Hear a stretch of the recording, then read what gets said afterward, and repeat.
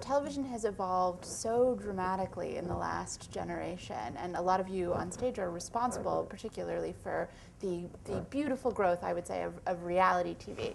If you could look forward at the future of reality television and also the future of television in general, what is most exciting to you? You know, in terms of television, it's tough because there's a lot of people who don't even watch that much television. You know, they watch on their computers or their tablets or whatever. So I think some of the best stuff out there is being made on television now, especially in scripted. I mean, there's shows out there that are great, like the AMC shows and FX. Those shows, a lot of it, for me, I gravitate towards the cable side of it.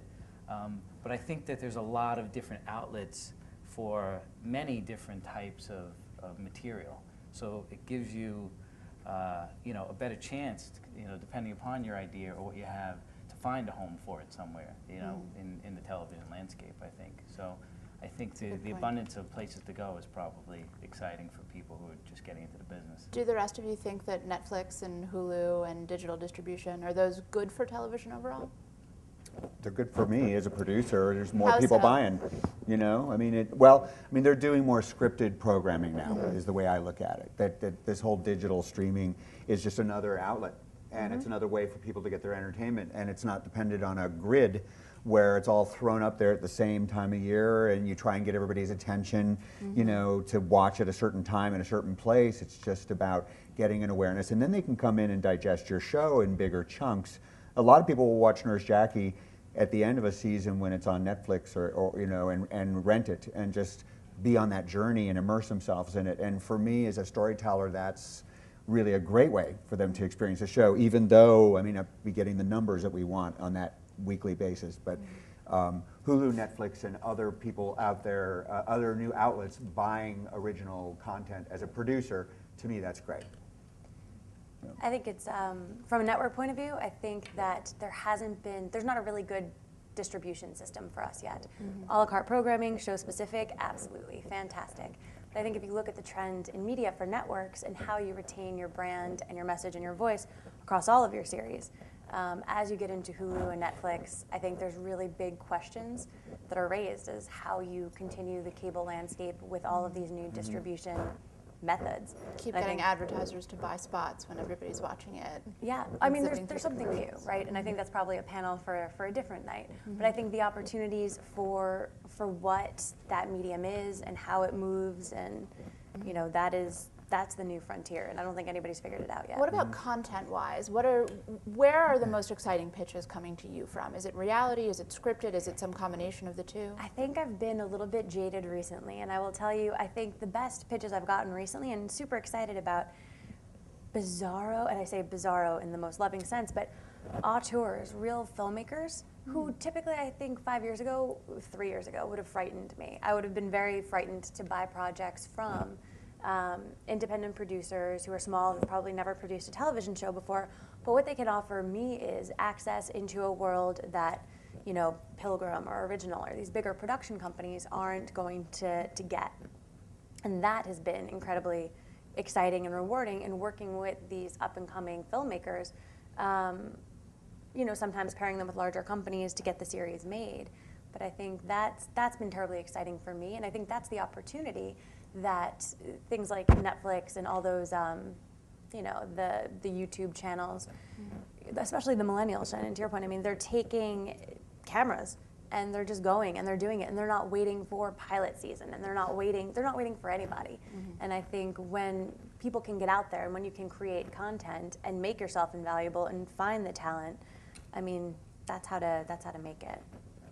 Shannon, is that something you're finding? Are you getting, handheld camera, great stuff from your audience? What? It's a mixture. I mean, particularly with our viewers, they're not passive television viewers anymore. Remember, social media isn't something that's an addition to their life. It's infused into their DNA. So for them to watch something online, or like there's so many kids now who don't even watch television. They just, they go on their they go to Hulu or Netflix or whatever. So they're already kind of doing what the future of television on the whole is probably going to be. So like what you were talking about, it's already kind of happening with our audience. So which is a challenge for us, but I mean the best pitches, I think. You know, I mean, I get excited. There's not really any one source. It's just like you just kind of feel it in your bones. You know, when it's either. Do you remember a specific example when you felt it in your bones? Oh, this week. I mean, it happens. You know, not as much as I would like, but yeah, definitely. I mean, And without spilling the beans, can you tell us a little bit about the show, or at least what about it hit you so hard? You know, this is going to be a really annoyingly sort of amorphous answer, but it's like a gut feeling. I mean, I can look at the brand filter and all the things I know are working, and, you know, we can tick a lot of boxes, this, we know our audience is 18 to 24-year-old girls, and they want this, that, and that. All of that's great, and I do look at our research, but sometimes you just get a feeling about something. This is, and most importantly, I think, as storytellers, you should pick things that excite you, that you're passionate about, that, and if I can, you know, sell this to my boss, and because it doesn't necessarily tick all those boxes that we like it to tick, then yay, and that happens as much as, you know, the stuff that makes sense. Is there ever a risk in sort of not knowing your audience too well, but having too many boxes to tick? Do you guys run into that a lot, where you feel too sort of hemmed in by what your network is supposed to be, or the kind of shows that you develop? How do you fight against that?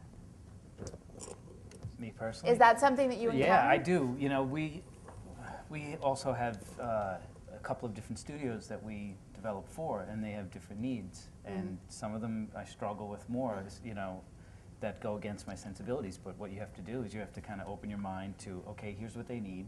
They know what they need as a network, and they know their audience, and you just got to trust them at that point. You know, follow the lead and be creative and work with it. Because that's, you know, closing your mind off to it's not going to solve any problems, you know, so you need to just kind of look at it from a different way and then try to, you know, find a way that can meet in the middle ground, I think.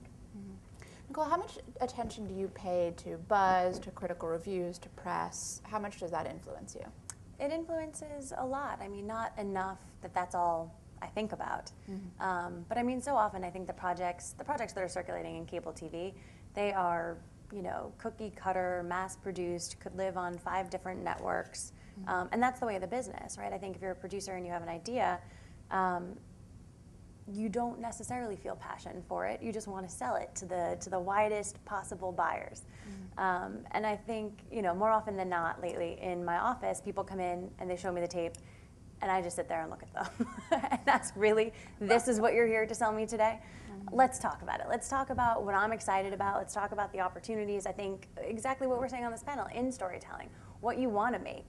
And Sundance is a brand for a change that can support those visions for filmmakers. And I think, you know, to my surprise, not all producers get excited by that.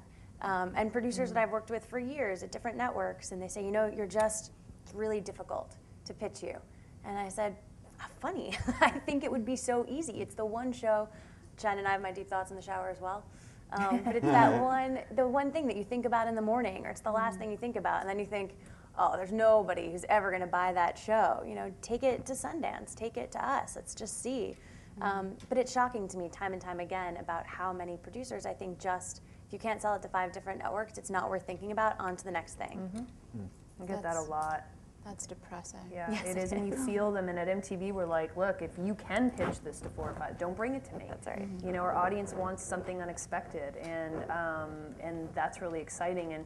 And so what we say to a lot of producers and production companies is, come to us early on. When you shoot me an email and say, I have a log line for something, or I'm thinking about this space, and I can steer you and give you an MTV spin and help you make it feel uniquely for us. Otherwise, I don't want it. If this can be an Oxygen and Bravo and God knows where else, then it's not going to fly. And our audience sniffs that out. If they think another brand, and they're super brand savvy, can do it better than we can, they'll seek it out there, or they'll reject it from us. So we have to be that much smarter, I think, in some ways. It's sort of like what you're saying. It's like, hey, I don't get why you want to flog a pitch that you're not particularly passionate about. It seems like a lousy way to spend a day. Yeah. You're right? Right? It's true, though. You know, a lot of times, especially, you know, the agents will want you to go out and blanket the town with the pitch, and So it's the agents that are the problem. We Well, don't that's have a whole any other agents. conversation. Partially the producers too, because if we're going in with a pitch, we're not going to walk in someplace where we don't think that we have a chance with it and that it works for them and that it makes sense.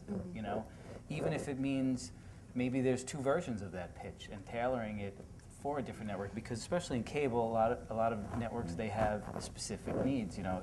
Really in comedy too, it's like a Comedy Central comedy is very different from an FX comedy, which is different from an MTV show. They're all specific in a way, and you need to be able to reach them on a personal level, and not just kind of throw out your product and say is it right or not, and you want to change it.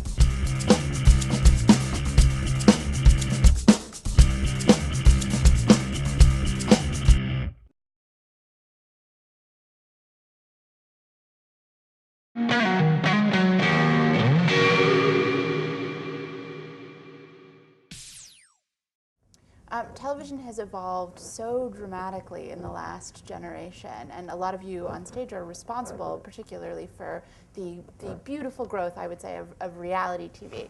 If you could look forward at the future of reality television and also the future of television in general, what is most exciting to you?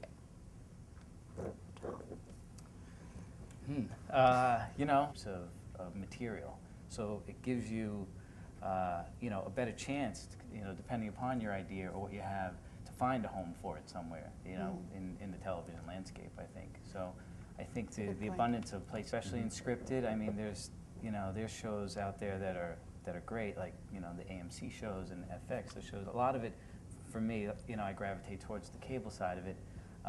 But I think that there's a lot of different outlets for many different types. In terms of television, it's tough because there's a lot of people who don't even watch that much television. They watch on their computers or their tablets or whatever. So I think some of the best stuff out there is being made on television now,